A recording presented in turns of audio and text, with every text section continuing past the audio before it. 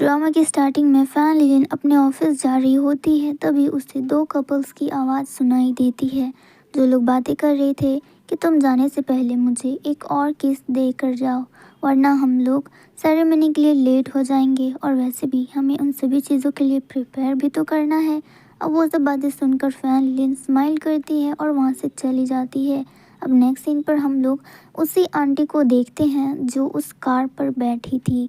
उनका एक opening ceremony होता है जिसके लिए वो लेडी वहाँ पर कुछ और लेडीज़ के साथ डांस की प्रिपरेशन कर रही होती है। अब उसी के पास में ही एक स्टॉल होता है जिसे ल्यूजी और उसके बाकी लोग चला रहे होते हैं। ल्यूजी उस लेडी को हाई करता है तो वो लेडी भी उसको हाई करती है। पीछे हम लोग फैन लिलिन को देखते हैं जो ल्यूजी को देख रही होती है। अब वो उसके पास आते हुए सोचने लगती है कि क्या ये इतना ज़्यादा गरीब है कि इसे एक साथ इतने सारे जॉब करने पड़ रहे हैं। फैन लिली ल्यूजी के पास आकर कहती है कि तुम तो मेरे शेफ़ थे ना, फिर अब तुम इस स्टॉल में क्या कर रहे हो? क्या तुम इतना अच्छा खाना बनाते हो कि तुम्हें इन लोगों ने यहाँ पर स्टॉल में काम करने के लिए बुलाया है? पर ल्यूसी उसकी बातों पर कोई भी ध्यान नहीं देता और उसे कैंडी दिखाकर कहता है कि क्या तुम इसे खाना पसंद करोगी? ये बहुत ही ज़्यादा स्वीट है, बिल्कुल उस लेडी की तरह। अब नेक्स्ट सीन पे हम लोग देखते हैं कि फैन लिलिन के मैनेजर उसको बता रही होती है कि एक न्यू कपल है जो हमारा सारा ज्वेलरी ट्राई करना चाहते हैं और वो चाहते हैं कि हम उस ज्वेलरी को ट्राई करके उसका प्रमोशन करें, क्योंकि उन्हें ये सारी ज्वेलरीज उनकी ओपनिंग सेरेमनी के लिए चाहिए और वो चाहते हैं कि कोई इस सारे ज्वेलरीज का प्रमोशन कर सके ताकि वो भी उसे पहन कर ट्राई कर सके और उसके लिए फ़ोटो शूट कर सके। और ये सब बातें सुनकर फैन लिलिन बहुत ज़्यादा कॉन्फिडेंट फील करने लगती है, क्योंकि ये उसके लिए बहुत ही बड़ी अपॉर्चुनिटी थी और ये उससे बिल्कुल भी नहीं खोना चाहती थी।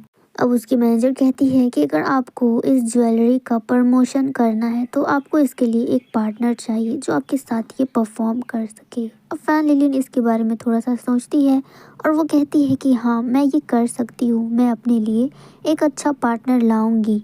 अब नेक्स्ट सीन हम लोग ल्यूजी और फैन लिलिन को देखते हैं, जहाँ पर फैन लिलिन ल्यूजी को मना रही होती है कि तुम्हें मेरे साथ परफॉर्म करना है, ये मेरे लिए एक बहुत ही बड़ी अपॉर्चुनिटी है और मैं इसे बिल्कुल भी नहीं खोना चाहती, तो तुम्हें मेरे साथ मेरी ज्वेलरीज को प्रमोट करना पड़ेगा ताकि वो कपल हमारी ज्वेलरी को अपनी सेरेमनी में यूज़ कर सके। और क्योंकि तुम उस लेडी को बहुत अच्छे से जानते हो तो मुझे पता है कि इसमें हमें फ़ायदा ज़रूर होगा। जिस पर ल्यूसी एग्री कर जाता है और कहता है कि अगर ऐसी बात है तो ठीक है, लेकिन तुम्हें भी एक प्रॉमिस पूरा करना पड़ेगा। जिसके बाद वो फैन लिलिन को एक रिंग पहनाता है और हमें नेक्स्ट सीन दिखाया जाता है जहाँ पर फैन लिलिन और ल्यूसी दोनों ही रेडी हो जाते हैं और फैन लिली ने एक वाइट स्कर्ट टूटू ड्रेस पहना था और जिस पर फैन लिली काफ़ी अच्छी लग रही थी। तो ल्यूसी उससे कॉम्प्लीमेंट देता है कि तुम बहुत ज़्यादा खूबसूरत लग रही हो।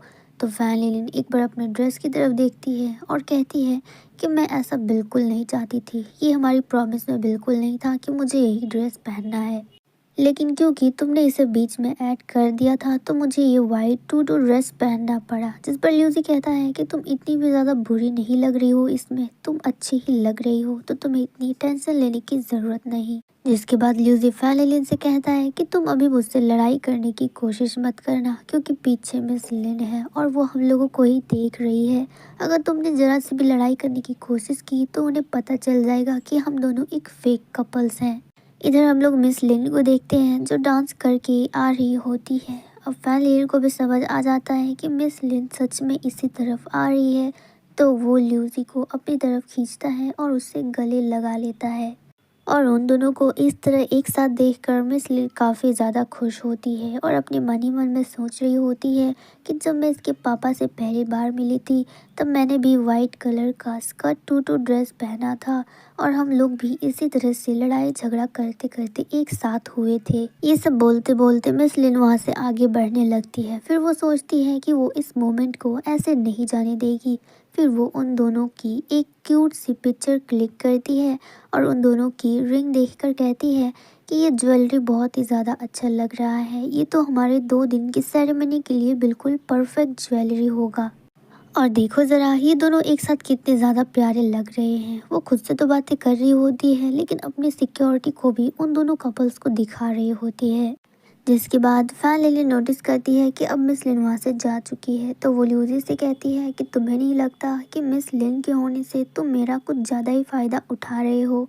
तो ल्यूजी कहता है कि फ़ायदा और मैं, अगर तुम्हें सच में लगता है कि मैं तुम्हारा फ़ायदा उठा रहा हूँ तो फिर सच में मैं तुम्हें बता दूंगा कि फ़ायदा लेना आखिर किसे कहते हैं। जिसके बाद हमें नेक्स्ट सीन दिखाया जाता है जहाँ पर फैन लिलिन अपने सभी एम्प्लॉयज़ को बता रही होती है कि तुम सभी को अब चिंता करने की कोई भी ज़रूरत नहीं, क्योंकि जो रिचेस्ट कपल है वो हमारी ज्वेलरी अपनी सेरेमनी में यूज़ करने के लिए रेडी है।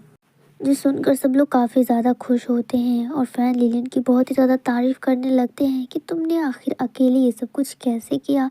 हमें तो काफ़ी ज़्यादा डर लग रहा था कि ये अपॉर्चुनिटी भी हमारे हाथों से चली जाएगी, लेकिन आपने तो ये सब कुछ अकेले ही संभाल लिया। और इसी बात पर सभी लोग फैन लिलिन की बहुत ही ज़्यादा तारीफ़ करने लगते हैं और फैन लिलिन काफ़ी ज़्यादा खुश होती है अपनी तारीफ़ सुनकर। इतने में एक छोटा सा अनाउंसमेंट होता है जहाँ पर फैन लिलिन की मैनेजर कहती है कि ल्यूजी अब हमारी कंपनी के न्यू सेल्स मैनेजर होंगे। जिसके बाद वहाँ पर ल्यूजी आता है और इधर हम लोग फैन लिली को देखते हैं जिसकी शक्ल की पूरी रौनक उड़ जाती है और वो ल्यूजी को एक बहुत ही वियर्ड फेस से देख रही होती है और सोच रही होती है कि ये न्यू सेल्स मैनेजर बनेगा और वो भी इस कंपनी का।